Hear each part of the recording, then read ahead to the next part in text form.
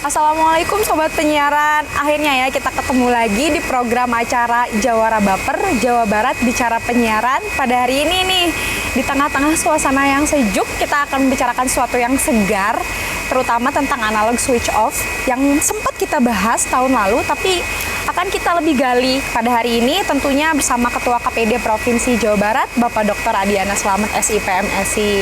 Ini akan sangat menarik karena bahasannya akan lebih dalam.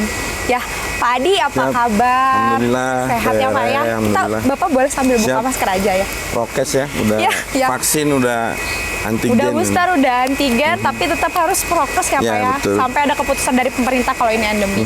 Ini kita masih bahas analog switch off nih Pak.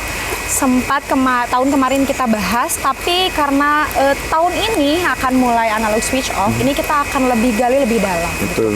Kalau kita mengulas, ASO ini seperti apa sih Pak?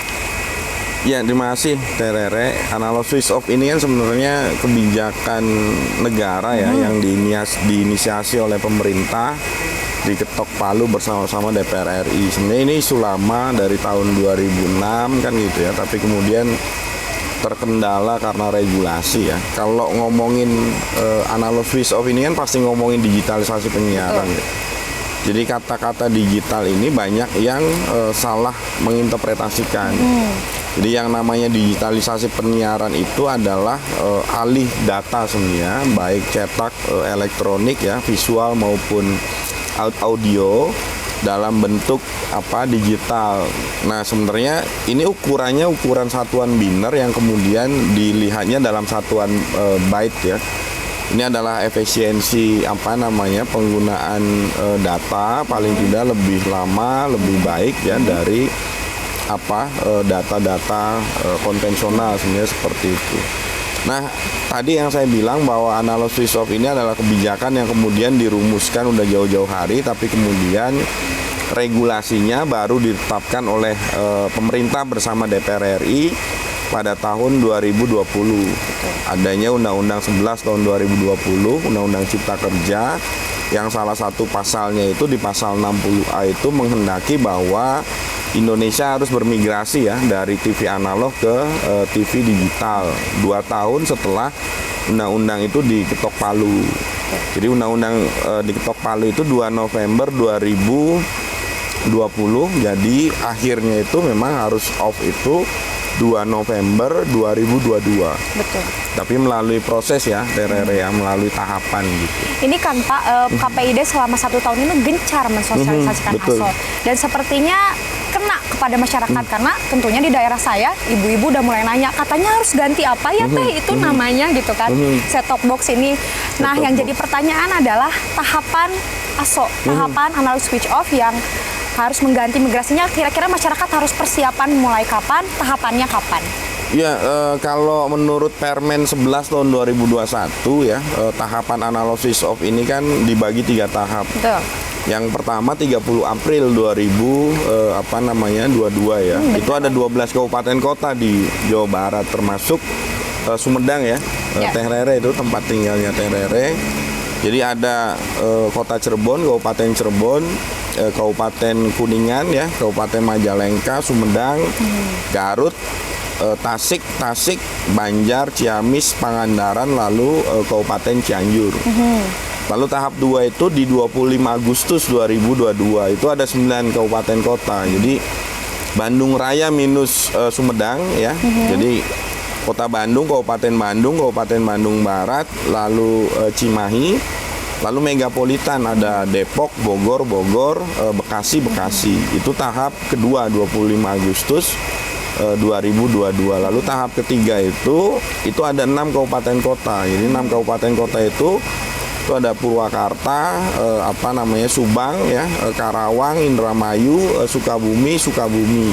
Nah, itu yang kemudian masyarakat Jawa Barat ya, khususnya daerah misalkan di tahap 1 ini yang sebentar lagi ini akan memasuki proses analog switch off, harus bersiap diri ya untuk coba melihat bahwa proses ASO ini sudah sebentar lagi. KPID terlibat nggak sih Pak dalam tahap 1 analog switch off ini atau tahap-tahap selanjutnya juga?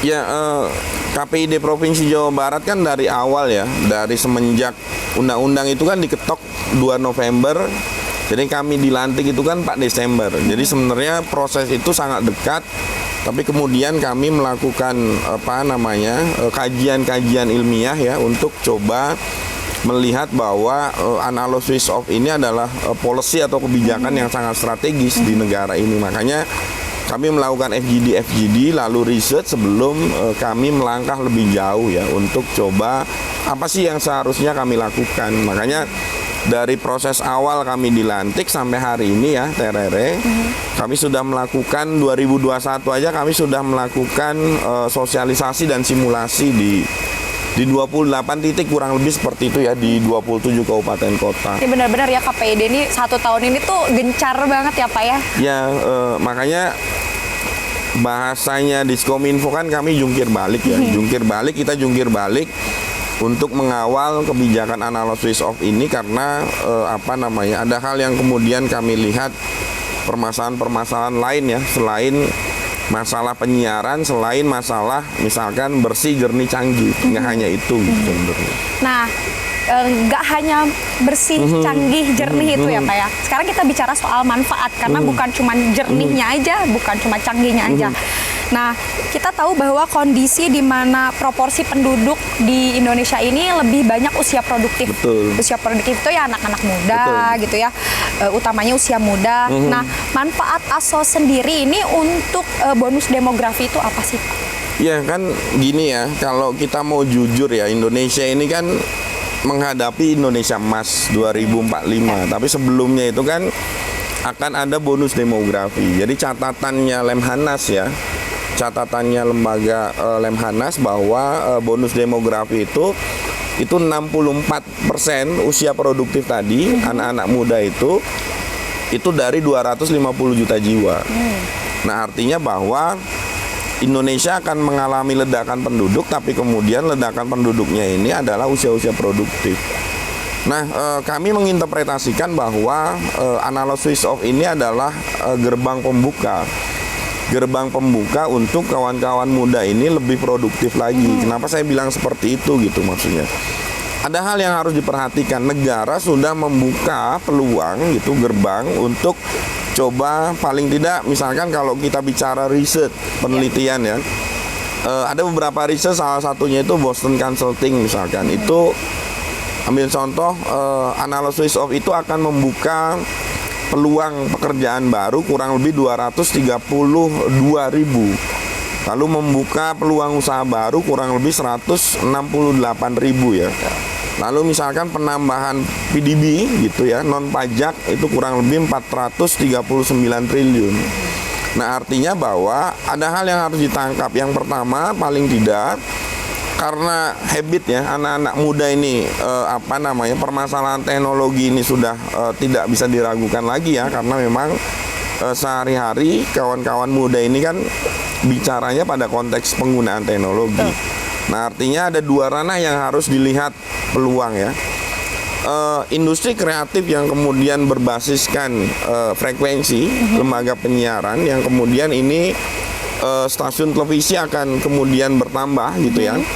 Maka konten yang kemudian dibutuhkan atau program-program acara yang dibutuhkan oleh televisi itu nggak mungkin televisi itu menyediakan itu. Nah, maka kawan-kawan muda ini yang kemudian bergelut pada konteks industri kreatif, konten kreator memiliki itu peluang, bisa bisa ngisi slot-slot itu.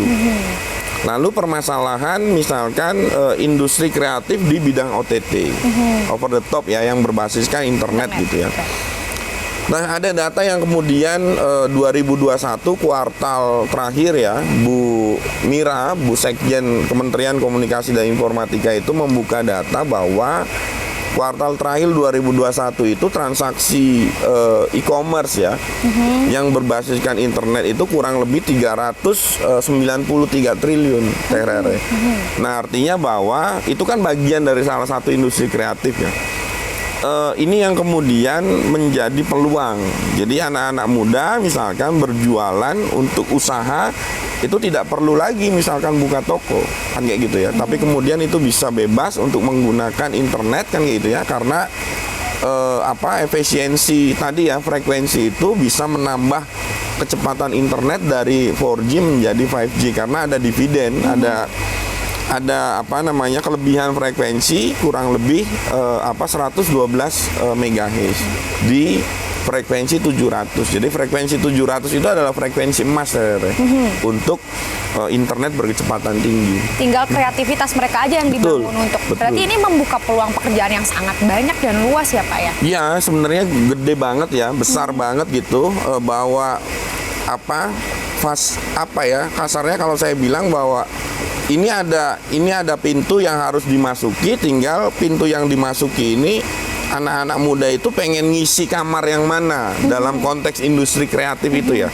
Apakah industri kreatif yang berbasiskan frekuensi tadi konten kreator, atau kamar yang kemudian berbasiskan OTT, e-commerce dan yang lain-lain. Nah, ini yang kemudian yang ditangkap. Nah, kalau prospek industri penyiaran ke depan yang selain tadi disebutkan oleh Bapak itu seperti apa lagi sih yang lebih spesifik? Tapi sebelum itu saya pengen, tadi kan Indonesia ya, Terere ya. Kita bicara Jawa Barat nih ya.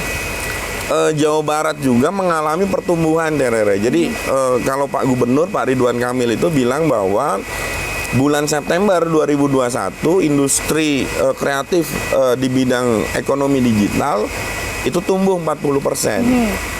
Nah, lalu ada kenaikan di Februari 2022 dari 40% menjadi 60%. Nah, artinya Jawa Barat juga gitu ya, peluang untuk tumbuhnya sebelum analog switch off aja sudah tumbuh, apalagi setelah analog switch off yang kemudian internetnya berkecepatan tinggi.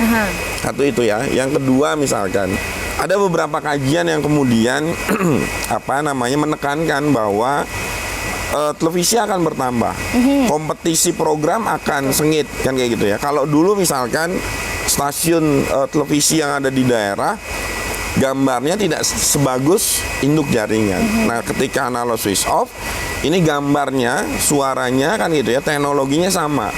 Nah, artinya bahwa kompetisi itu diprogram. Satu itu. Yang kedua, penambahan televisi itu sudah spesifikasi program Terere. Jadi misalkan nanti next ke depan itu sudah ada TV spesifik, TV olahraga ya, religi, politik, news, misalkan budaya, pendidikan, iya.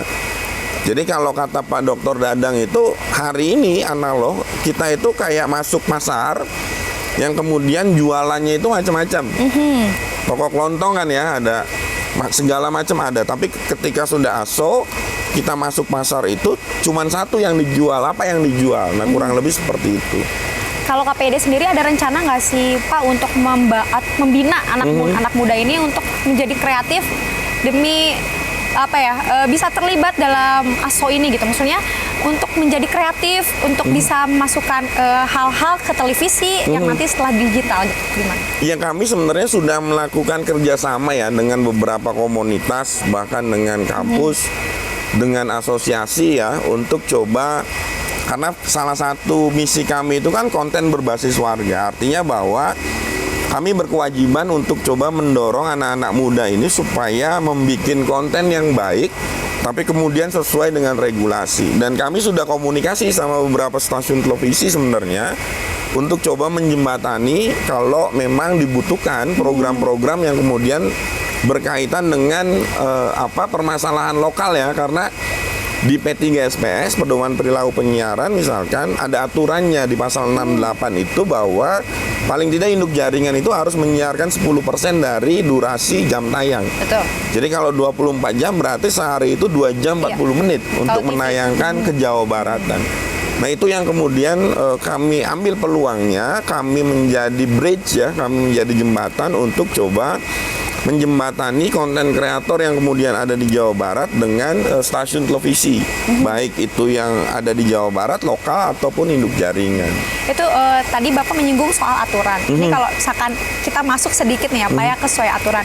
Ini apa yang akan dilakukan KPI dan KPID pasca ASO Karena di Undang-Undang 11 2020 KPI dan KPID ini tuh harus fokus juga dalam pengawasan isi siaran, karena analog switch off ini yang tadi Bapak jelaskan akan banyak menambah stasiun televisi, dan itu akan menjadi tugas besar juga untuk KPID Provinsi Jawa Barat dalam pengawasan isi siaran. Itu gimana Pak? Apalagi KPID Provinsi Jawa Barat mengurusi 40% dari jumlah 437 lembaga penyiaran itu televisi ya. Sebenarnya kami sudah melakukan kajian ya, kajian, dan itu semacam naskah akademik. Sistem apa yang harus kita bangun kan kayak gitu ya. Yang pertama misalkan paling tidak sistemnya harus terintegrasi. Kalau memang revisi Undang-Undang 32 tahun 2002 itu KPI pusat dan KPID itu adalah struktural, berarti sistem yang dipunya KPI pusat itu harus sama dengan KPID seluruh Indonesia. Satu itu ya, dalam permasalahan sistem pengawasan, termasuk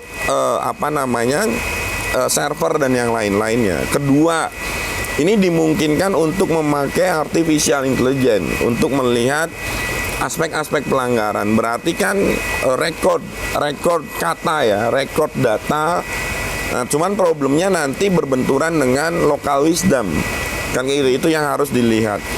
Yang ketiga, bahwa keterlibatan publik. Kan gitu ya, keterlibatan publik supaya ikut serta mengawasi. Nah, artinya bahwa karena kita ada itu karena aspirasi masyarakat di bidang penyiaran, maka kewajiban kita untuk merajut kan gitu ya.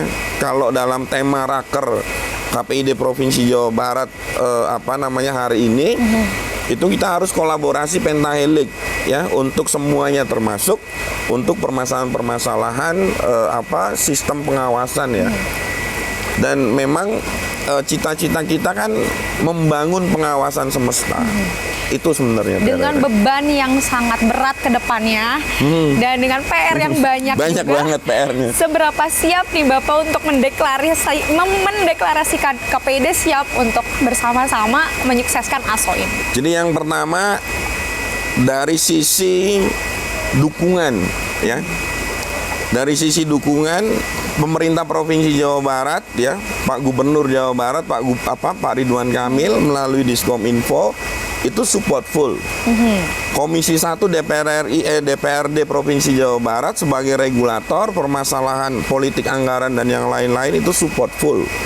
Pemerintah kabupaten kota support full, sampai pemerintah desa ya, asosiasi, komunitas, kampus dan yang lain-lain. Nah, maka tidak ada kata kami tidak siap kalau semua komponen mensupport KPID Provinsi Jawa Barat.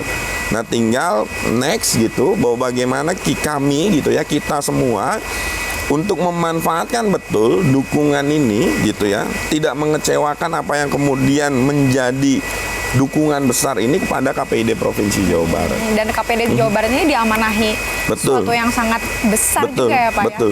Luar biasa Pak Adi, terima kasih banyak ini tentang analog switch off kali ini yang benar-benar menarik. Jadi untuk analog switch off wilayah pertama ini bersiap, karena tentunya KPID Jawa Barat akan membantu masyarakat untuk terus mensosialisasikan tentang analog switch off ini. Jadi sekali lagi Pak, terima kasih, sehat selalu. Nanti kita besok-besok akan ngobrol hal-hal yang lebih menarik lagi, dan mudah-mudahan raker kali ini dengan program-program yang akan dijalankan ke depan berjalan dengan lancar tanpa hambatan yang berarti. Amin, ya. amin. Mudah-mudahan kita semua juga sehat selalu. Terima kasih banyak ini Sobat Penyiaran yang sudah menyimak dan mendengarkan kami dari awal sampai akhir. Kita akan ketemu lagi di episode berikutnya di Jawa Barat Baper, Jawa Barat Bicara Penyiaran. Terima kasih. Saya Rizka Trianti undur diri. Wabillahi taufiq wal hidayah. Wassalamualaikum warahmatullahi wabarakatuh. Waalaikumsalam.